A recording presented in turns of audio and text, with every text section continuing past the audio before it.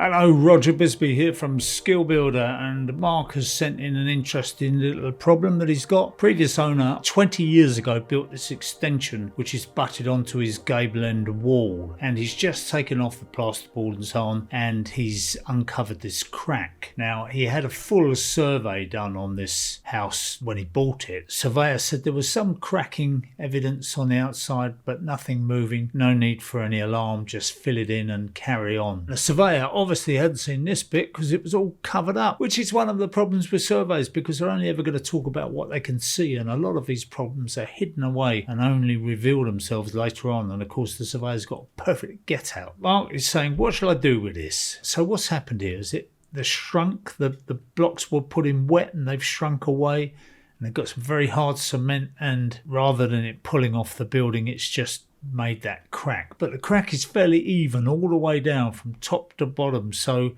that doesn't suggest that the building's gone like that. It doesn't suggest that it's kind of sunk at the back. Because of the way it's knitted together there, I wouldn't say that it's dropped particularly, so I think we are looking at shrinkage.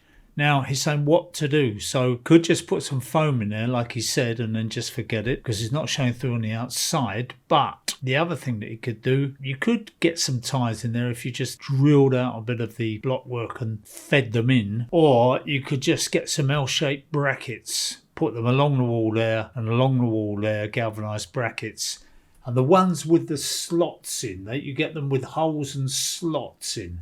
And if you get the slots, you can fix the screws through the slots, which means that there's a little bit of movement there if needed in the future. It'll just allow it to move in and out, which would be like a slip tie. So that's what I would tend to do. And the thing is, you're not really worried about the building going like that. That's not going to happen. What we're worried about is that wall coming towards us, moving in, because it's not tied. And you can see that bit of timber is probably doing quite a lot of work really, and keeping, see if we can go full length on this, you can see it goes down to the bottom.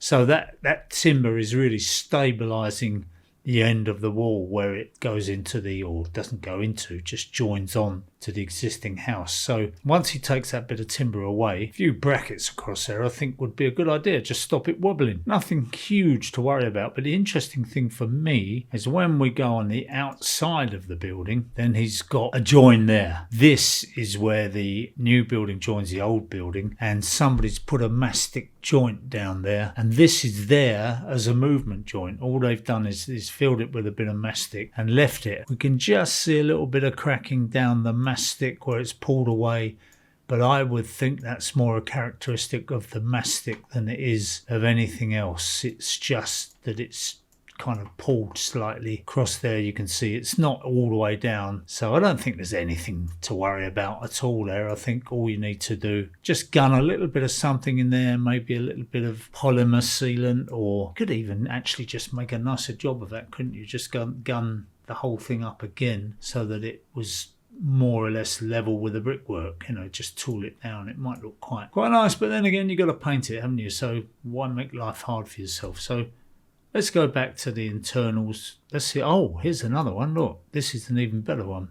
Let's have a look at this. This is better. So this shows a movement joint. I'm really not quite sure what this is all about now, because it seems to me the extension is a 2-story extension. I didn't know that's what we were looking at. I thought we were looking at a single-story extension in like a garage or something. One of the really good things that you can do sometimes, if you've got to put a movement joint in a building, and you do have to for any wall that's over 6 meters or 6 meters long and above, then you need to put in a movement joint these days, because we're building with sand and cement, not sand and lime, so there's no real movement allowance in the mortar itself. So we tend to put in these movement joints all the way down with slip ties going across. But if you do that, it's really a nice idea if you can get the movement joint in behind a downpipe like that or something else. So it was almost there, wasn't it? If that downpipe had come in down there, it would have hidden that joint at least down to there. Anything you can do like that, it just sort of disguise it, break the eye a little bit. The other thing that people do quite a lot is they just set one load of masonry back from the other, so that if there is a crack, it's right in the corner and you don't see it. You don't necessarily notice the mismatch. But anyway, nothing to worry about. Just got a bit of filler in there if you want, and do what I said on the inside, a few brackets, and then you can just squirt a bit of foam in that gap he's got in the blockwork, and he's ready to go. A bit of dot and dab boarding he said he's going to do, plasterboard on. Nothing to worry about there, Mark, which I know cracks can be a worrying subject for a lot of people.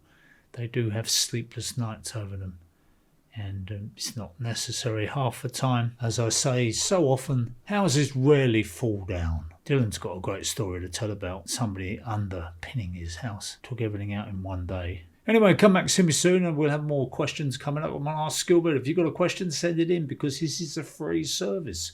Until we start charging for it, it's free. So fill your boots. And of course, if you want to comment, if you want to give us your opinion based on your years of wisdom in the trade, then we're happy to have contributors. We're happy to have the wisdom of crowds. You're one of 738,000 incredible people building skills with us, and most of you aren't subscribed yet. Help us reach that 1 million target by hitting that subscribe button. Drop a comment below, dive into one of our 1,300 episodes, because there's always something new to learn.